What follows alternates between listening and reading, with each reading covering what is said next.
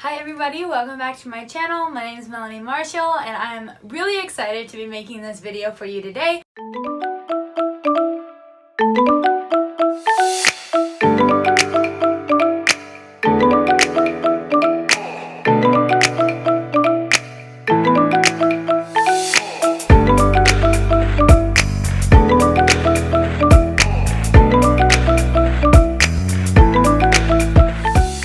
So I am a senior at the University of Washington. It is my last quarter here. I'm graduating in December early, so this is very exciting. I've had some time to really practice my strategies and see what works best for me. And I think that these tips can sort of be used across many different classes, and I want to share this with you because I think it'll help a lot. The first step in getting a good grade is taking notes that are useful for study material for when you take exams. I have some notes here that I've actually pulled from many years, like sometimes in high school, also sometimes in college. I mean, really, I don't even remember now which ones are from high school, which ones are not, but I do know I was looking in these classes, I got a 3.9/4.0 out of 4.0 in. So these notes really do help quite a bit. And it's just how I've been effective. So I really want to share with you what I did. So to start off the bat, as you can see, I always start off by saying, okay, like what's the date? The 5th chapter, lesson 1.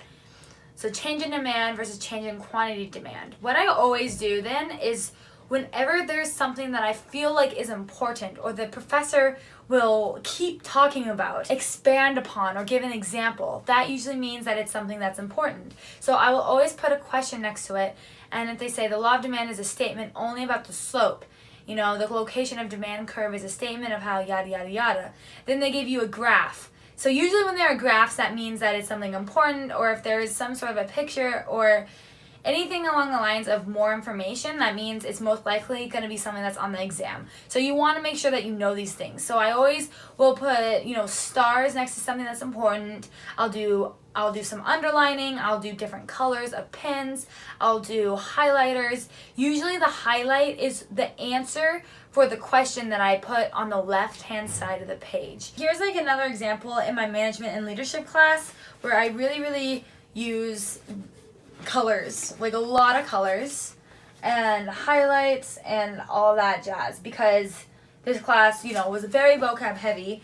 And this was my freshman year, I think, of college. So I was really heavy on the highlights and everything like that. And then I believe the others that I showed you were more recent, so I wasn't as crazy on them. But as you can see, there's a lot of vocab here. So I did a lot of questions, which is totally fine, and it's good, especially if you don't know the definitions or you need to memorize them verbatim. Because sometimes my teachers will change one word to make it different, you know what I mean? But this is a really helpful way of taking your notes because it serves as a study guide and also as a really nice tool because you're able to see all of your notes in one place. And when I don't do this, sometimes I also use Quizlet, especially if it's a vocab heavy class, if it's not something where I have to I don't know, if it's just like vocab or memorization, I use Quizlet.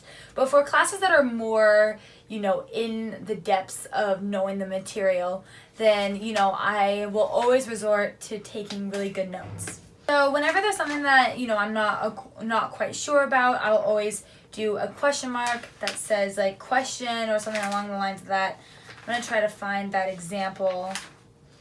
But sometimes I'll just, do little things here that, say read chapter of four examples of tax in a different color, so like what to do before the exam. And trust me guys, this is so nice on an exam because you can put everything on there and it's just really nice and handy dandy. So yeah, I always highlight the most important things. And I always get a small pen. That makes it really easy to write small. And that's usually what I do there. And usually what I do is I create both of these. So I have my notes with questions, study questions, and then I have a cheat sheet that's sort of a master sheet of everything. So on the exam, you know, it's not like I have questions on here. It's just the formulas, it's some questions maybe that I had problems with, and just the main things that I know I'm gonna need on the exam. Something that's not already stuck in my head, or it's something that, you know, I just wanna make sure I have just in case. And then sometimes I also will, you know, type things up or record. Sometimes I will type things up and create a typed study sheet. You can do whatever works best for you, whatever your preference is. There's no wrong way of taking notes. So creating these actually is a study tactic in itself. So a lot of the time you're going to know the material because you're writing it down. So then when it comes to actually creating a study guide, or if your class allows you to have a sheet of paper where you can put things on, you have it all right here, and then you can create something that looks like this. And the first step usually the students struggle with, I've noticed at least, is that they don't even know what to put on their piece of paper when teachers give them the opportunity to actually bring something with them on the exam.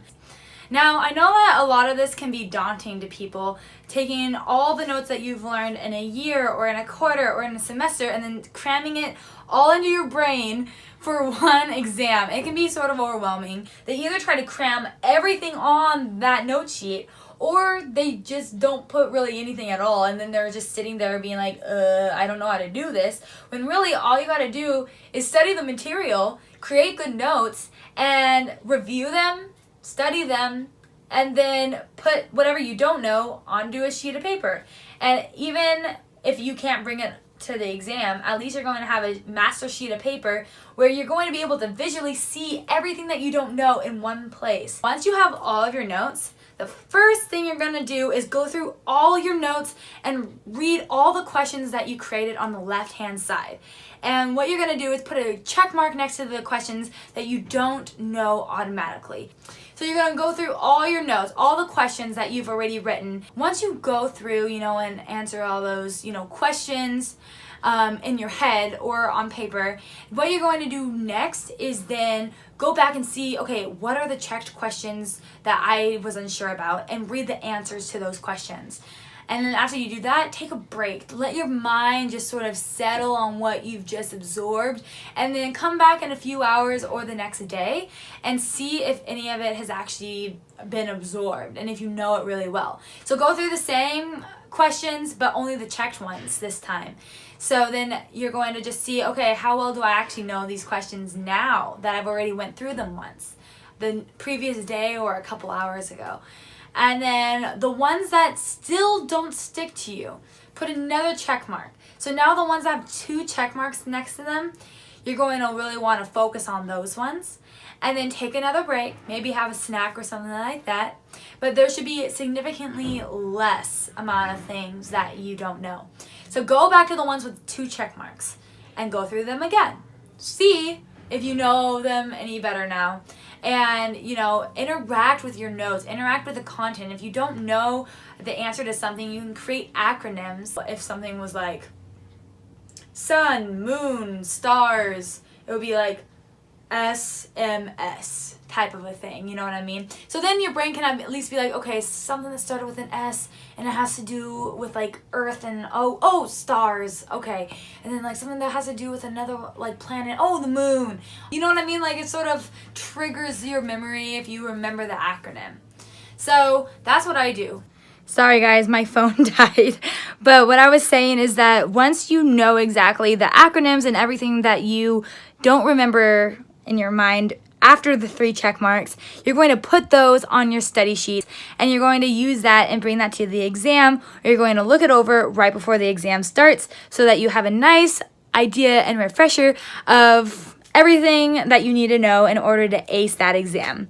Alright you guys, I hope that this helped, and if you liked it, please give it a thumbs up, and feel free to share in the comment section below how you effectively study for exams. Sending you all lots of peace, love, and happiness. Bye you guys, have a great day.